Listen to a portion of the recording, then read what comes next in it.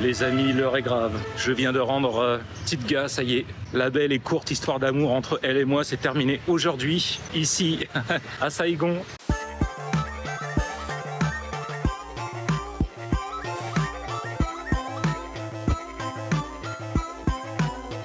Ah là là, elle va me manquer les prochains jours, mais j'ai bon espoir que je vais vite noyer mon chagrin et l'oublier pour une autre. Je ne vous en dis pas plus, vous le saurez bien assez tôt. Je ne saurais trop que vous conseiller Tigit Motorcycle, vraiment, hein, si vous voulez louer une moto en bon état, que ce soit sur du court terme ou du plus long terme comme moi avec un mois complet, franchement tout s'est passé impeccablement. Enfin, j'ai pas encore récupéré ma caution, mais normalement il ne devrait pas y avoir de soucis. Hein. Regardez derrière moi, voyez ça, Family Mart, incroyable. C'est le premier que je vois ici. J'ai vu un GS25 hier, Circle K, je connais pas, mais bon, un autre combini. Et quand je suis arrivé ici tout à l'heure, vous allez voir, j'ai vu quelque chose qui m'a fait extrêmement plaisir, je suis obligé de m'y arrêter. Hein. C'est le seul que j'ai vu en combien 35 ou 36 jours au Vietnam. Le seul que j'ai vu, il est juste là, à côté de Tigit Motorcycle à Saigon. Regardez bien, quel bonheur.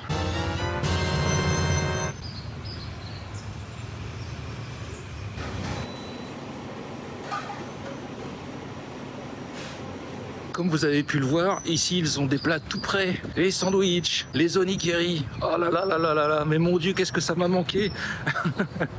Pourquoi faut-il que j'en trouve un à la fin de mon séjour au Vietnam? C'est pas possible ça.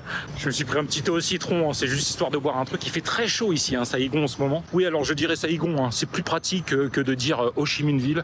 Et d'ailleurs, tous les Vietnamiens avec lesquels j'ai pu parler n'appellent jamais cette ville Ho Chi Minh City, ils l'appellent tous Saigon. Donc ça sera le cas pour moi également, je parlerai de Saigon. Oh, il est marrant celui-là. Bon, comme vous pouvez le constater, aujourd'hui, j'ai que mon téléphone. Et d'ailleurs, je ne vais rien filmer, hein. J'ai ramené la moto, mais il faut que je rentre à mon logement, car j'ai énormément de travail en retard. Et ça tombe bien parce que je vais passer plusieurs jours ici. Donc ça va me permettre un petit peu de rattraper tout ce retard. Et puis je vais me garder 1 ou 2 journées pour essayer de visiter un peu la ville. Mais je dois avouer que là, je suis complètement éclaté. Hein. J'ai besoin de me reposer. Alors bon, je sais pas trop ce que vous verrez dans la suite de cette vidéo. Franchement, je préfère ne pas m'avancer. Dites-moi, je suis au Vietnam là encore ou je suis revenu au Japon? Regardez derrière moi. Cette statue énorme de robot, incroyable. Et là-bas, il y a encore un truc que je vais vous montrer qui vient du Japon. Le 7-Eleven devant lequel je suis passé, le Family Mart. Là-bas, j'ai des buildings au loin. Ah sérieux, j'ai trop l'impression d'être retourné au Japon, ouais. Trop fort.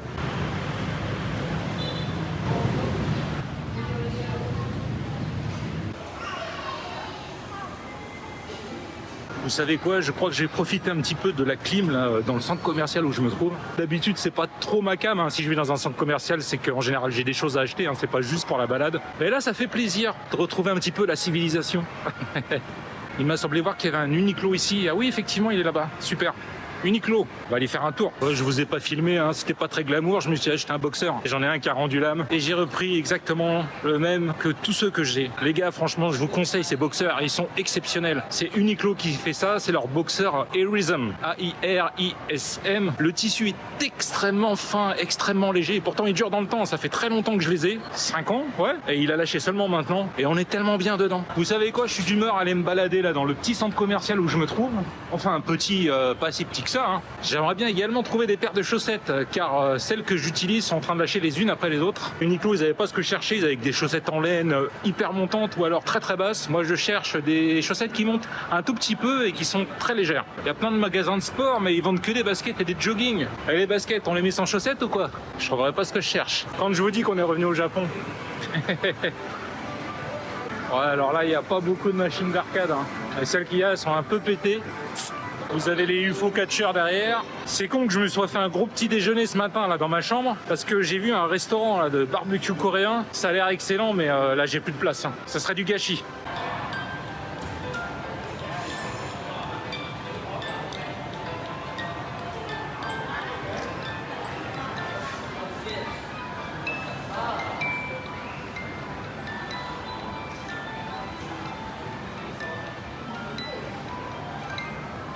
Vous avez vu un peu comme c'est sympa là, ces petites, comment on pourrait appeler ça, ces modèles réduits animés. C'est vraiment chouette, hein. J'ai l'impression que c'est fait en carton, peut-être en contreplaqué très fin, je ne sais pas. En tout cas, c'est sympa. Eh ben, je ne trouverai pas les chaussettes de mes rêves ici. Il est temps de partir.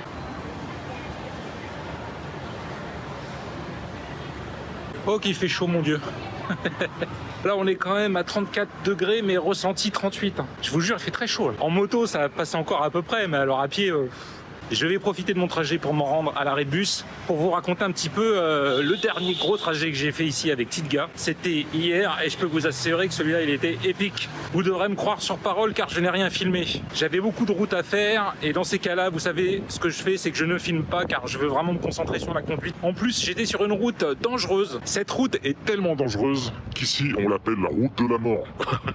je vous jure, c'est pas une blague. Ils l'appellent la route de la mort. Et croyez-moi, j'ai compris pourquoi. Pas que la route en elle-même soit dangereuse, hein, qu'elle soit très tournante, avec beaucoup de dénivelé ou en très mauvaises conditions. C'est juste une route hyper empruntée, avec des milliards de camions. Et croyez-moi, les camions ici, c'est du grand n'importe quoi. Plus le véhicule est gros et plus il a la priorité. Donc inutile de vous préciser que les camions ici sont les rois de la route. Ils font absolument ce qu'ils veulent et nous, en tant que conducteurs de deux roues, eh ben, on ne fait que subir en fait leurs actions. Donc il faut être hyper vigilant et je peux vous assurer que sur cette routière, j'ai vu des trucs quand même un peu de fou, hein. Des camions qui doublaient, qui arrivaient face à vous et qui vous klaxonnaient parce que vous étiez sur votre fil et que eux, ils voulaient que vous dégagiez la place pour pouvoir doubler quoi, en pleine ville, enfin bon, ce genre de choses. Franchement, j'ai serré les fesses plus d'une fois, donc je comprends mieux le surnom de cette route, la route de la mort. Ça a été long, très long, trop long et j'ai eu chaud, très chaud, trop chaud. Une fois que vous vous êtes mangé la route de la mort et que vous avez bien sué à grosses gouttes, non seulement parce qu'il faisait très chaud, mais aussi parce que vous avez eu des sueurs froides, vous arrivez aux alentours de Saïgon. Et alors là, deuxième cauchemar de la journée, je vous jure, rentrer dans Saïgon et surtout retrouver son chemin, Google Maps, c'est n'importe quoi, mais n'importe quoi. J'ai fait au moins, je sais pas, 10 fois, 15 fois demi-tour. Google Maps, c'était complètement à la ramasse. J'avais chaud, j'en pouvais plus, j'avais mal au cul. J'avais qu'une hâte, c'était arriver enfin à mon logement et j'arrivais pas à avancer. Je me perdais sans arrêt, c'était l'horreur absolue. Après avoir surmonté tous ces problèmes, vous vous dites, bah c'est bon, ça y est, t'en as chié, mais t'es enfin arrivé à ton hôtel. Eh ben non, même pas. L'adresse de mon hôtel que j'avais rentré sur Google Maps. Ah merde, c'est mon bus. Oh fuck. Ah c'est con, il est juste là. Hein. Si j'avais couru, j'aurais peut-être pu l'avoir. Eh ben tant pis. Hein. Donc j'avais rentré l'adresse sur Google Maps. C'était même indiqué hein, sur Google Maps le nom de mon logement. J'arrive et là je me retrouve dans une petite ruelle. Je fais le tour. Impossible de trouver mon logement quoi. Je vois une dame qui me regarde. Je commence un peu à lui parler pour essayer de lui expliquer la situation. Elle parlait un peu l'anglais donc elle m'a demandé de lui indiquer quelle était l'adresse où je souhaitais me rendre. Je lui ai montré sur le téléphone. Elle m'a dit non c'est pas là. C'est là-bas et ensuite à gauche. Je me suis donc rendu dans la rue qu'elle m'avait indiquée et j'ai enfin pu trouver mon logement. Donc là vous vous dites ça y est c'est bon, il est enfin arrivé, il va pouvoir se reposer, se détendre. Eh ben non, même pas. Car pour rentrer dans l'immeuble, il fallait un code. C'est un logement en self-check-in, c'est-à-dire qu'il n'y a personne pour vous accueillir, vous devez vous démerder tout seul. Et je n'avais pas reçu le document m'indiquant le code pour pouvoir rentrer à l'intérieur et pour pouvoir accéder à ma chambre. Heureusement, une dame est arrivée quelques minutes après, elle est rentrée à l'intérieur, donc j'en ai profité pour me faufiler également à l'intérieur. Je lui ai expliqué que j'avais une chambre ici et que je n'avais rien reçu comme document pour pouvoir rentrer. Elle m'a dit c'est pareil pour moi, pourtant elle était vietnamienne. Hein. Je suis arrivé hier, ça a été la galère, j'arrivais pas à les contacter. Elle me dit qu'elle a le contact du propriétaire sur WhatsApp. Elle l'appelle via WhatsApp. Finalement, au bout d'un quart d'heure, on finit par se mettre d'accord. Il m'envoie le fichier PDF avec toutes les instructions pour pouvoir pénétrer dans ma chambre. Je vous jure, j'ai passé une journée horrible hier. Je veux pas faire mon Calimero, mais c'est, je crois, probablement, même sûrement, la pire journée que j'ai passée au Vietnam. Entre la route de la mort, ces camions complètement ravagés qui faisaient n'importe quoi, cette chaleur intense, cette galère pour rentrer dans Saïgon, les demi-tours Google Maps qui me racontaient que de la merde. Et évidemment, la cerise sur le gâteau, galérer pour trouver mon logement, pour y rentrer, je vous jure. Ça a été l'horreur. Vous avez tout à fait le droit de me plaindre dans les commentaires hein, si vous avez envie, ça me fera plaisir, ça me rassurera. Ou au contraire, vous avez tout à fait le droit de vous moquer de moi. Je le comprendrai parfaitement. À votre place, je pense que je ferai pareil.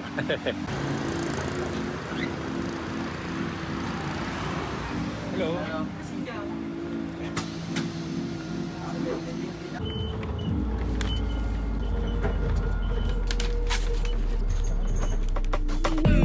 I feel like a Japanese ninja.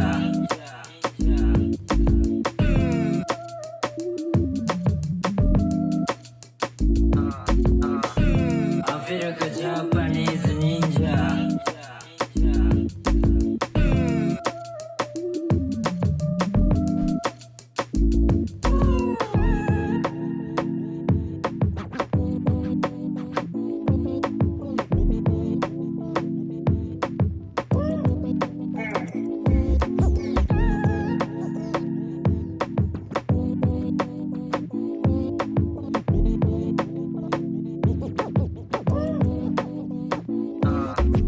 Et voilà, j'étais bien au frais dans mon bus. C'était tellement agréable. Oh là là là là. Ouh. Je viens de passer par quelques rues là qui étaient remplies de touristes avec des bars à touristes, des bars à cocktails et tout ça, et des cafés pour touristes. Hein. Vous voyez pas le petit café traditionnel comme là où je me trouve. Ceux-là sont beaucoup mieux. Petit conseil, si vous cherchez à boire un vrai café vietnamien, n'allez pas dans les cafés où ils ont des machines à expresso. Eh ben non, ça c'est pas la manière traditionnelle de préparer le café. Si vous voyez une machine à expresso dans le café, il se pourrait que vous n'ayez pas un café traditionnel vietnamien. Le mieux c'est quand même d'aller dans un café où il n'y a aucune machine à expresso. Comme ça vous êtes sûr qu'il sera fait de manière traditionnelle. Ma première impression de Saigon, c'est que c'est plus moderne qu'Hanoï. En tout cas, c'est le sentiment que j'en ai. Alors peut-être parce que je me trouve au centre de la ville, dans le district numéro 1. Et il y a quand même beaucoup d'immeubles assez modernes, de buildings qu'on peut voir au loin. Mais ne vous inquiétez pas, ici aussi, vous aurez votre lot de toutes petites rues, de toutes petites ruelles. Il y en a tout un tas. Hein. Mais l'impression générale, c'est que c'est quand même un peu plus moderne qu'à Hanoï. Me voici arrivé dans la chambre où je vais passer 5 nuits ici à Saigon. Chaque nuit me coûtera 19 €. Et regardez, j'ai même une petite kitchenette avec une plaque de cuisson qu'évidemment je ne vais pas utiliser, hein. J'irai manger dehors, faut quand même pas déconner. Pour ce prix-là donc, j'ai un grand lit, relativement confortable, j'ai un petit espace de travail, donc la kitchenette, et puis évidemment la salle de bain. Bien, ce sera tout pour moi pour aujourd'hui, j'ai du montage à faire, mais on se retrouve juste après pour la suite de mon exploration de Saigon.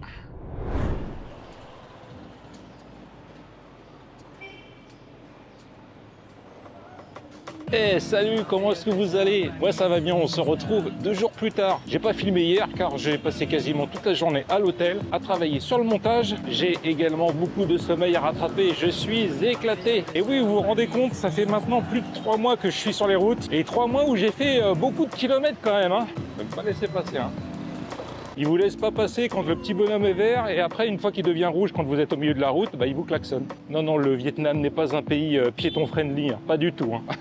Comme je vous le disais, j'ai parcouru beaucoup de kilomètres depuis que je suis parti. Le Japon du nord au sud, la Corée du sud au nord, le Vietnam du nord au sud. Faites addition, vous verrez que ça représente un bon paquet de kilomètres parcourus, que ce soit en train, un peu en bateau, beaucoup en moto. Ouais, franchement, hein. En vélo aussi. Vous comprendrez alors aisément pourquoi je suis un peu rincé et pourquoi je fais des nuits de 12 heures en ce moment. Ah, j'ai besoin de dormir. J'ai faim, faut que je trouve un restaurant. Devinez où est-ce que je viens d'arriver pour manger. Est-ce que vous avez assez d'indices là? Je vais vous montrer un petit peu par là, à mon avis vous devriez trouver rapidement. On va manger aujourd'hui au McDo. Je crois que c'est la première fois que je mange un McDo au Vietnam. Ouais, il me semble bien que c'est la première fois.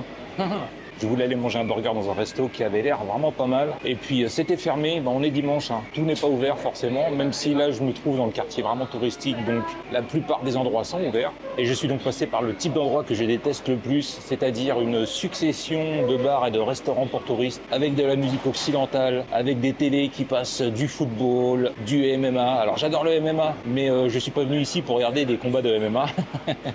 Non, c'était vraiment ce que moi j'aime pas, hein. Donc j'ai vite tracé ma route et puis je suis passé devant ce McDo, je me suis dit allez vas-y, fais péter le Big Mac. Donc j'ai pris un Big Mac et un double cheeseburger, frites Coca, voilà, classique quoi. On commence par le double cheese pour s'ouvrir l'appétit. Il fait affreusement chaud en ce moment à Saigon. Je vous jure, quand vous êtes dehors, vous pouvez pas rester en plein soleil, hein. Impossible. Hein. Et bah, ça me fait très plaisir de manger un McDo. Pourtant, je suis un gros fan des burgers faits maison, avec des buns faits maison, enfin un vrai burger de qualité. Mais le McDo, c'est ma Madeleine de Proust, quoi. C'est le truc que vous mangez pas forcément parce que c'est bon, mais parce que ça vous met dans un bon état d'esprit, ça vous rappelle des souvenirs. En tout cas, je peux vous assurer que le cheeseburger était vraiment comme en France. Dès que j'aurai fini ce bon McDo des familles, on va prendre un peu de hauteur. Passons à la pièce maîtresse. Bah oui, le Big Mac. Suis-je le seul qui formait partout quand il mange un hamburger? Oh la claque que tu te prends quand tu sors du McDo là. Quelle angoisse de traverser ici, je vous jure. Ce petit arrêt au McDo m'a fait du bien. Et maintenant, c'est l'heure de trouver un café, avant de prendre un peu de hauteur comme je vous ai dit tout à l'heure. La tour dans laquelle on va monter, je l'ai repérée quand je suis arrivé ici à Saigon en moto. Et quand je l'ai vue de loin, je me suis dit, tiens, cette tour, si on peut monter là-haut, je vais absolument y aller. Apparemment, ici, il y a d'autres points de vue plus en hauteur, encore plus impressionnants. Mais vous allez comprendre pourquoi je veux aller dans cette tour quand vous allez voir à quoi elle ressemble.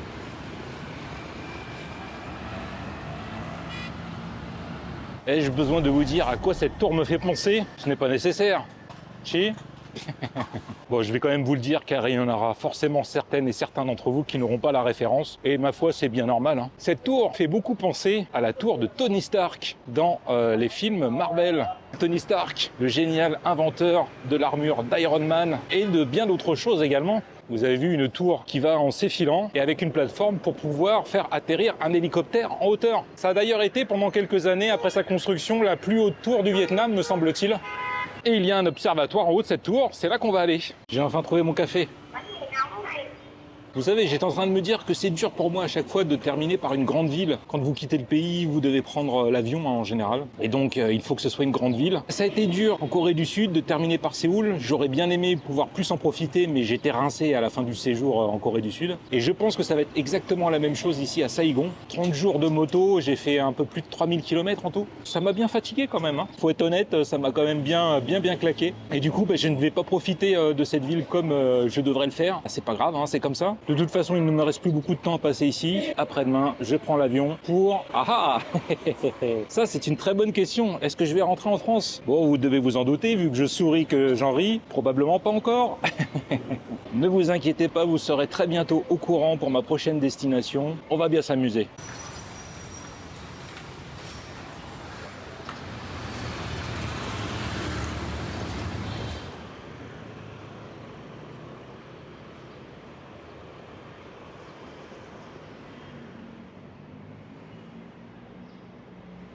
Le Skydeck se trouve au 49e étage. Alors on monte pas tout en haut de la tour, on se trouve juste sous l'hélipad. Mais je pense déjà à 49e étage, on devrait avoir une belle vue sur Saigon.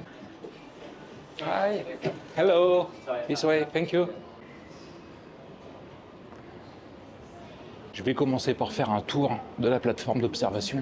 Ah, quel bonheur, ils ont mis la clim à fond ici, merci, merci.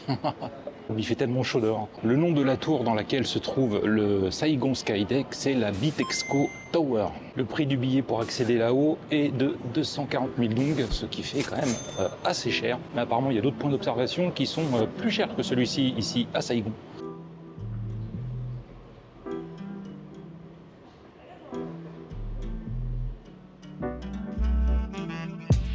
Danger, boss this a third world. Yo, pimp it. Write down these words. Still a love song for the herbs.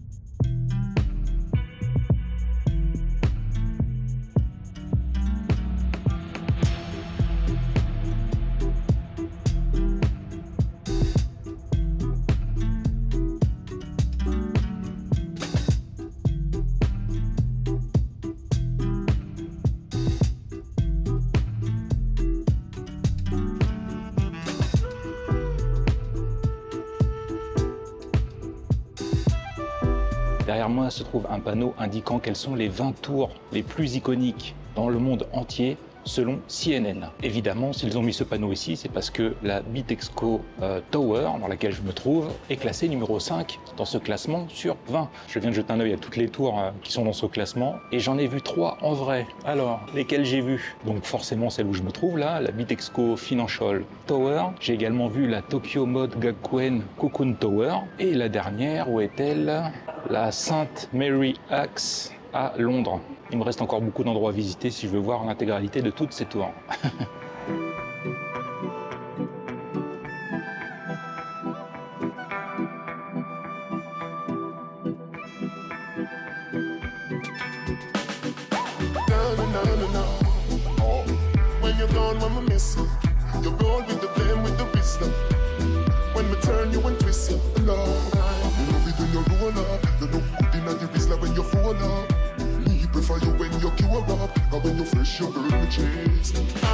Je vais vous montrer ma préférée.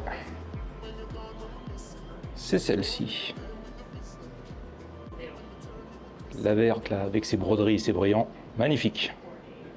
Il va falloir retourner dans la chaleur infernale des rues de Saigon. Oh! Ah! Ouh. Et oui, comme dans toutes ces grandes tours, hein, les ascenseurs vont très très vite. Pas évident pour les oreilles. Ah! Je ne sais pas si je suis complètement fou ou seulement à moitié, car j'ai décidé de me rendre à ma prochaine destination à pied, malgré la chaleur. On va essayer de marcher à l'ombre, et puis peut-être trouver un truc frais à boire sur le chemin, parce que là, j'ai soif.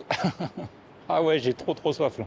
Normalement, j'en ai pour une petite demi-heure pour m'y rendre, mais avec cette chaleur, franchement, je marche à 2 à l'heure. 2 petits regrets concernant ce point d'observation, le Saigon Skydeck. Le premier, eh bien évidemment, c'est le prix. Hein. Moi, je trouve que c'est trop cher pour ce que c'est. Mais malheureusement, dans les grandes villes comme ça, il faut toujours compter entre 10 et 20 euros pour accéder à ce genre de point d'observation. Pour moi, ça reste trop cher, surtout pour un pays comme le Vietnam. Et deuxièmement, il n'y avait pas de café là-haut. J'aurais tellement aimé prendre un truc à boire, me poser et puis profiter de la vue. C'est bien dommage. Thank you. Bye bye.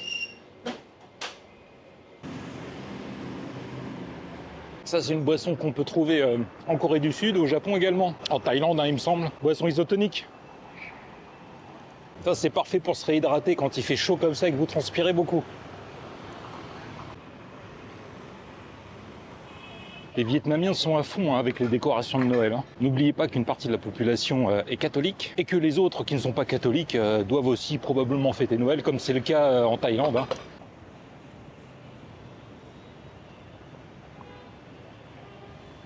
Par rapport à Hanoï, Saigon me semble quand même beaucoup plus moderne. Toute la ville n'est pas comme le quartier où je me trouve là actuellement. D'ailleurs, on peut s'en rendre compte quand on monte en haut du Saigon Skydeck. On voit qu'il y a toute une grosse partie de la ville qui est constituée uniquement de petits bâtiments. C'est la partie plus traditionnelle, on va dire.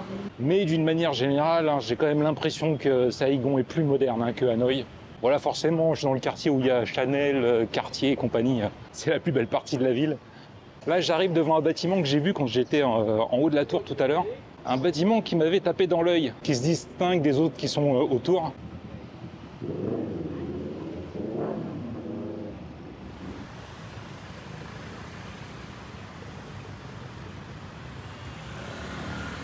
Je ne sais pas ce que c'est, il n'y a rien d'indiqué. Même sur Google Maps, il n'y a rien d'indiqué. Tout est fermé. Il y a un drapeau vietnamien à l'entrée, vous avez pu le voir. C'est peut-être un bâtiment officiel. Probablement d'ailleurs. Vous avez loupé la tentative acharnée d'un mec dans la rue là pour essayer de me réparer ma basket. Le gars il me montre mes chaussures, je comprends pas, je regarde mes chaussures, il me montre, il dit ah, c'est pas bon là, faut réparer. Elles sont en parfait état mes chaussures. Je lui dis non de manière assez ferme, je crois, même j'en suis sûr.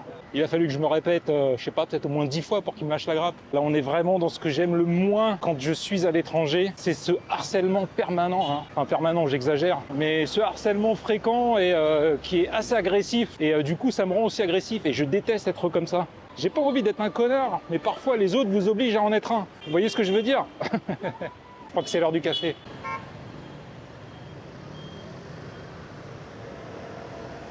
Derrière moi se trouve le palais de l'Indépendance. Mais ce n'est pas ça que je suis venu visiter. Moi, je suis venu visiter un musée qui se trouve un tout petit peu plus loin.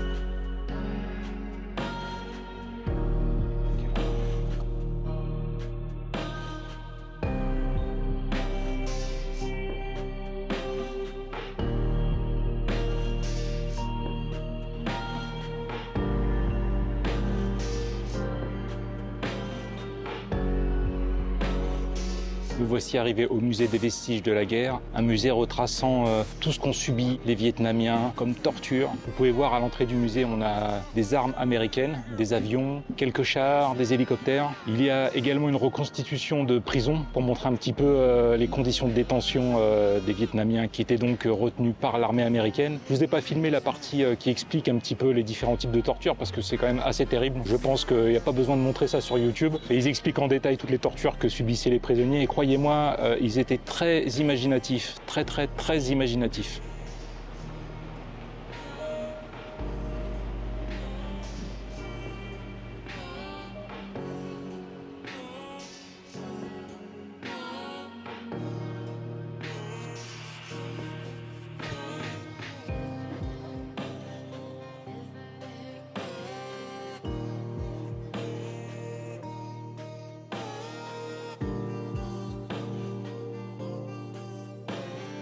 Vous savez quoi, même ici je me suis fait aborder par un mec qui a essayé de m'extorquer des sous.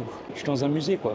Franchement, je comprends pas qu'il laisse faire ça. Bref. Bon, je vous ai rien filmé de l'intérieur, hein. Vous m'en voudrez pas. Pour faire court, sachez que vous avez 3 niveaux à visiter à l'intérieur du bâtiment principal. Il y a énormément de photos. Chaque photo est accompagnée d'un texte expliquant ce que vous voyez sur la photo. Lorsque vous montez au premier étage, vous entrez dans le musée des horreurs, littéralement. Avec une zone dédiée aux crimes de guerre et une seconde zone dédiée à l'agent orange. Une arme chimique absolument terrible qui a fait des dizaines de milliers de morts. Mais surtout, j'ai envie de dire, qui a fait naître des dizaines de milliers de bébés mal formés, atteints d'handicaps physiques et mentaux.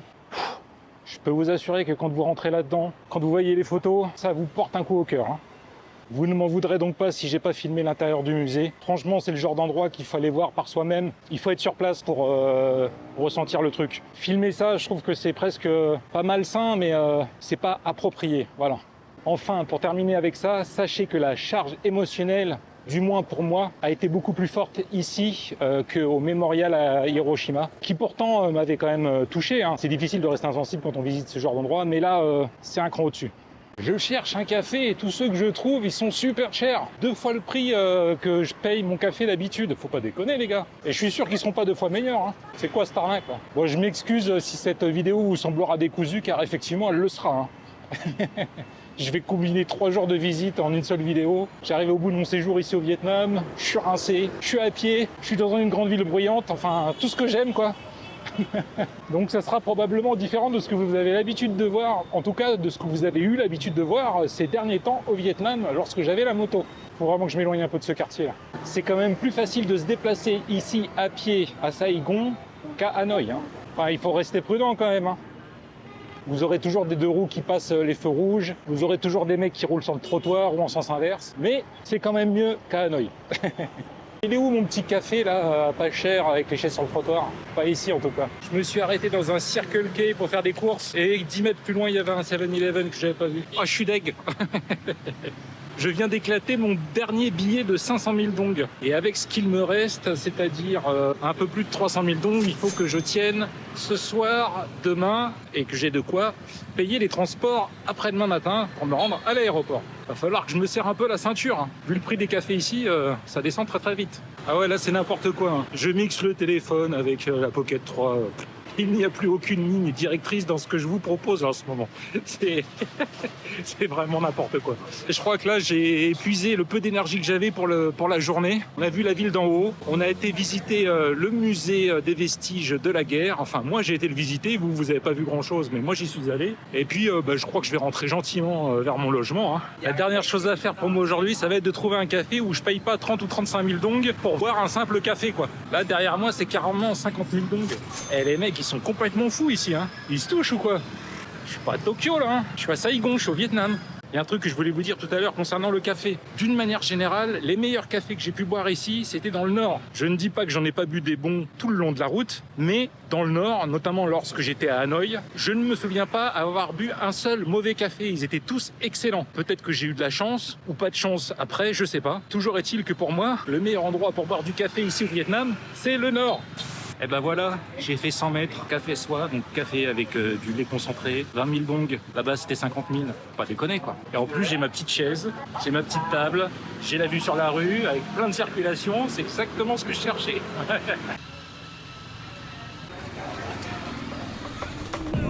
I feel good,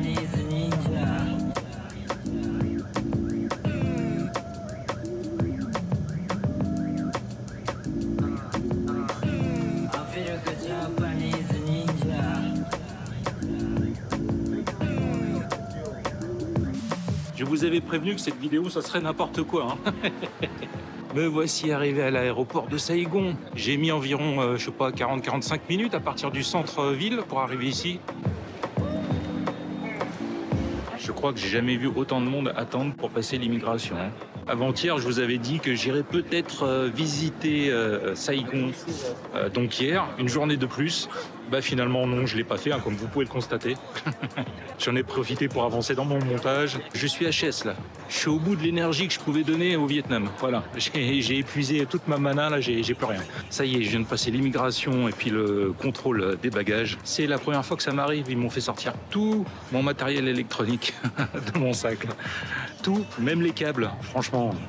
N'importe quoi, enfin bref. Tiens, j'ai deux petits trucs à vous dire auxquels j'avais pas forcément pensé dans les précédentes vidéos. Si vous êtes français, maintenant pour entrer au Vietnam, vous n'avez pas besoin de visa et vous pouvez rester 45 jours. Ça c'est génial, franchement je pense que tous les pays du monde devraient faire ça. 45 jours, ça vous laisse quand même beaucoup de temps pour visiter le pays, c'est parfait. La deuxième chose, c'est que dans le prochain pays où je vais me rendre, la compagnie aérienne vérifie que vous ayez bien un billet pour sortir du pays avant de vous laisser embarquer dans l'avion. Soit vous faites du tourisme classique et vous avez déjà votre billet de retour booké, soit vous faiêtes comme moi, vous savez pas exactement quand vous allez repartir. Dans ce cas-là, vous pouvez réserver un billet que vous annulerez et que vous vous ferez rembourser. Moi, je passe par, comment ça s'appelle, onwardtickets.com, il me semble. Pour 16 balles, vous achetez un billet qui est valable pendant 48 heures. Lorsque je suis passé à l'enregistrement des bagages, ils m'ont demandé un billet de sortie du territoire, pas du Vietnam, hein, du prochain pays où je vais. Je vous ai toujours pas dit d'ailleurs où est-ce que je me rendais. Si vous vous souvenez bien, lorsque j'étais en Corée du Sud, j'ai fait une demande de visa qui a été acceptée.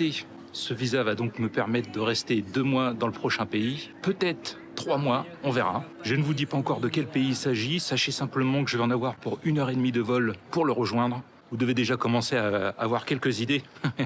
Vous découvrirez où je me rends à la fin de la vidéo.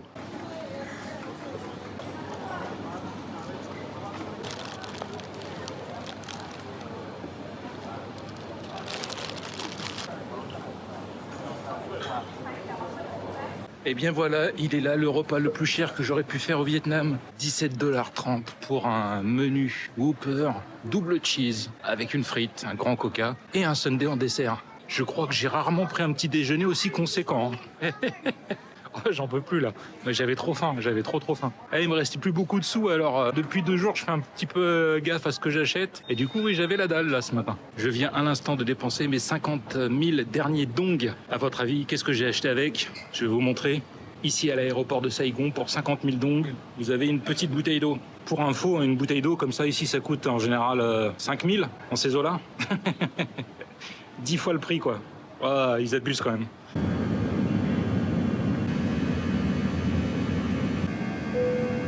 Ça y est les amis, je viens d'arriver à l'aéroport. Alors, il est temps de vous révéler l'endroit où je me trouve. Comme vous avez pu le constater, je viens d'arriver en Thaïlande, plus précisément à l'aéroport de Suvarnabhumi à Bangkok. Je vais passer 3 nuits à Bangkok et ensuite je reprends l'avion pour retourner à Krabi, retrouver Cocotte, la mettre en état de fonctionnement et passer Noël là-bas. On va encore voir des trucs mortels ici en Thaïlande. Vous me connaissez, la Thaïlande, c'est mon pays de cœur. Je vais essayer cette fois-ci d'aller dans des endroits où je ne suis pas encore allé, même si forcément je serais obligé de repasser par certains endroits où je suis déjà allé, hein, voilà.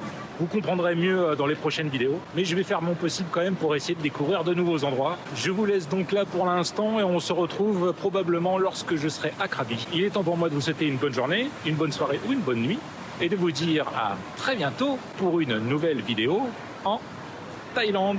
Salut les amis.